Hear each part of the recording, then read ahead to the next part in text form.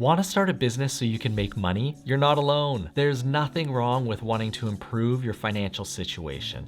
It's the reason people go to college and get a degree. It's the reason you got a job and the reason you're constantly looking for a better one. And it's probably the reason you click this video. It's no secret that starting a business is one of the best ways to grow your wealth. But starting a business is not easy. And I want to help you understand why. Because if you go down this path, but you don't understand the root cause of why most people don't start a business, I worry you'll end up wasting your time hopping from one idea to the next and eventually get nowhere. So I want you to listen to a clip of a Zoom call I had with a guy named Neil. Neil has always wanted to sell online for years. He did a lot of research into a particular product that he wanted to sell on Amazon. He sent me a bunch of information and asked me for some advice. Here's how the conversation went. This product I was looking at, I sent you all the information last week. I think it's a very good product, but I just want somebody else's perspective, especially somebody that, has done what you've done. And remind me, it was, I think what you sent me were all those... They were wall baskets. Yeah, wall baskets. Seagrass wall baskets. That's right. Have you sold on Amazon before, or would this be your first go around? This would be my first product. Yeah, which is always the hardest. Of course. And is always generally the one that you want to be absolutely certain on. I think the answer is are people buying this product? Yeah, right. There's obviously people buying these sorts of things. That's why they're being sold. And so I wouldn't say there's zero demand for it. Obviously people are buying it. And so the question then becomes, at least in my mind, a lot of these products that are already being sold, sure, you can differentiate a little bit and find kind of your little take on it, especially in Amazon. It becomes a little bit more about how well you do on the Amazon platform. And can you are you skilled at pulling all the levers? Do you know how to launch a product correctly? What does it take to kind of build your rankings? And can you manage inventory the right way so that you don't get out of stock? Can you manage how much stock you have in there so that you're not getting charged excess fees for storage when you're not selling?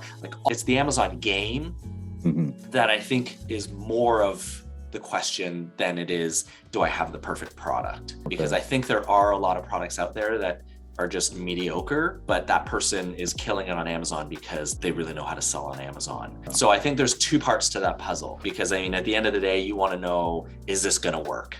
Right? Yes. Is this going to work for me?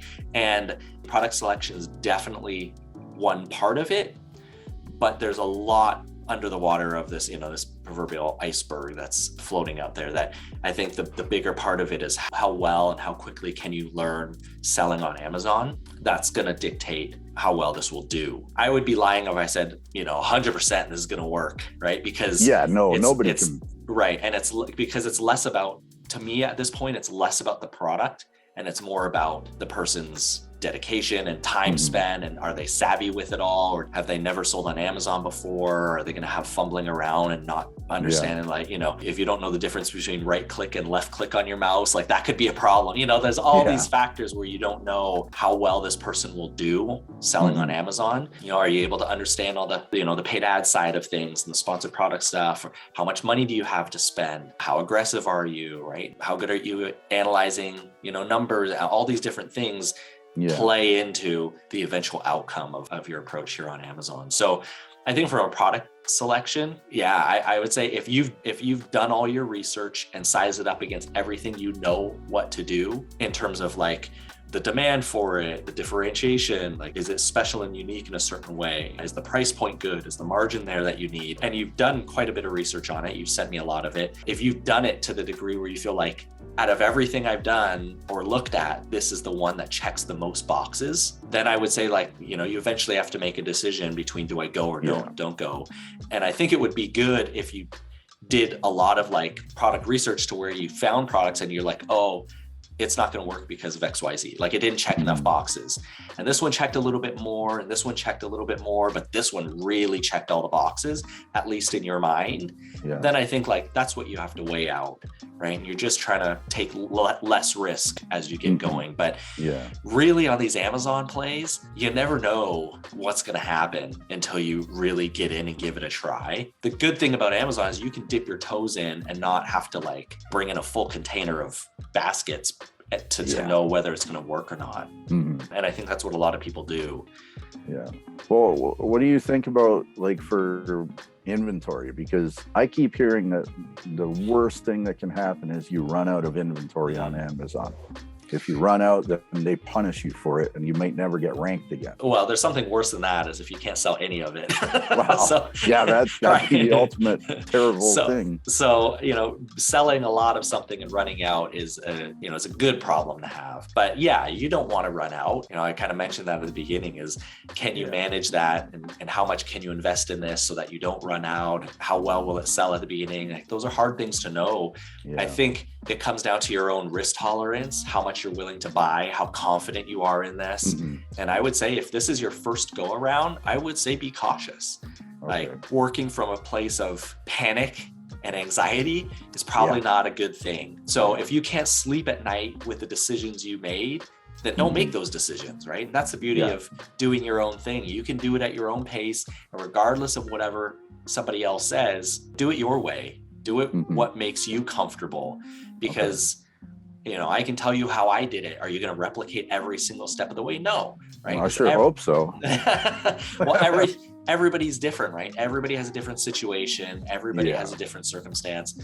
And whether or not you have a spouse who's going to be like, you're just killing us, right? And then it ruins family life at home. And there's certain things that aren't worth it, that I think you have to go at your own pace.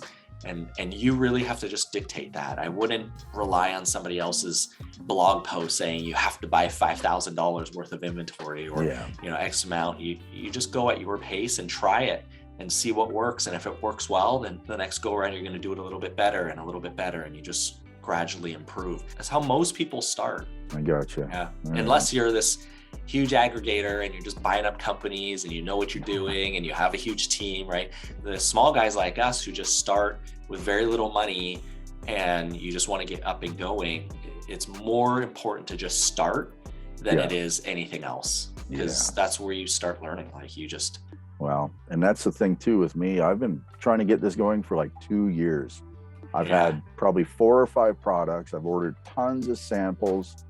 And by the time I get to the product, and then I'm sitting there thinking, well, geez, this doesn't look right. And then I stall out. You know what I mean? Absolutely. And I move on to the next product. Yeah. Well, I made the video that's posting in about 40 minutes. I have it scheduled to post in 40 minutes. Okay. Watch that, because I made that because I know I've talked to a lot of people recently.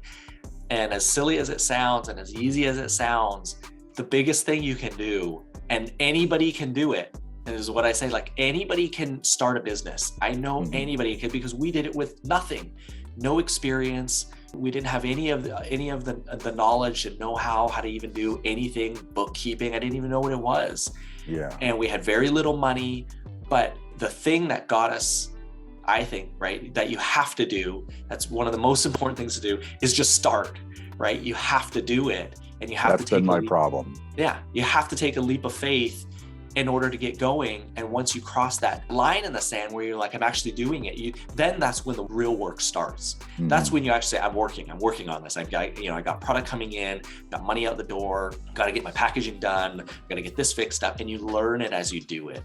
And most people, I'll tell you, if you started Amazon 2-3 years ago, you'd be in a way better spot than you would be in right now. I know. I should have started then. Right? There's that many more people now selling on Amazon. There's probably that many more people that are, and so the ability to just start and go for it, right, in a very responsible way, right, is what is the most important thing, right? If you never start, you'll never have a business, right? You can always have ideas and thinking and dreaming and what ifs, but until you actually start, nothing really happens. So that's why for these things, I mean, if you've done all the work and you feel like you've analyzed it to the best of your ability, that's what you have to go with and just move forward with it. Did you catch what's holding Neil back? It's fear. That's what's keeping him from starting a business. You see, we're programmed from a very young age to not make mistakes. So we naturally tend to avoid situations where we might fail. We fear embarrassment and care too much about how others perceive us. Think about the entire school system. It rewards accomplishments and punishes us when we fall short. Get good grades and you become the valedictorian and are awarded scholarships. Get bad grades and you get held back and probably get punished from your parents. Or what about the workplace? Do well at your job and you get a raise or a promotion. Make too many mistakes and you get fired. It's no wonder that when we're faced with situations where we might fail, we get scared. Our fight or flight response kicks in and we find ways to avoid the situations so that there's no chance of failing. And this is exactly what will keep you from ever starting, growing, and reaping the rewards of owning your own business. If you're too afraid to fail, you'll never start. So how do you get over fear? Everyone goes about it differently. Some people just don't care as much. Others take the what's the worst that can happen attitude. Maybe you find a business partner so you don't have to go it alone. Or maybe just talking about it with someone is enough to get over it. The fact is that you have already conquered fears countless times throughout your life. You learned to ride a bike. You asked someone out on a date for the first time. You've interviewed for jobs. You've overcome fear many times before because the reward was worth it. Starting your own business is no different. It's okay to feel afraid of failing, but what's not okay is to let that fear become so great that it stops you from taking action and starting your own business.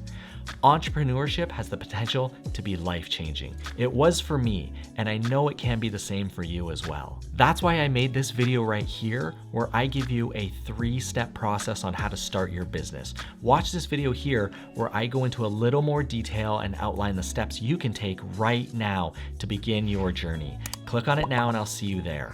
Remember to subscribe to my channel. I post videos here each Monday. Hit that like button too, and I'll see you in the next video.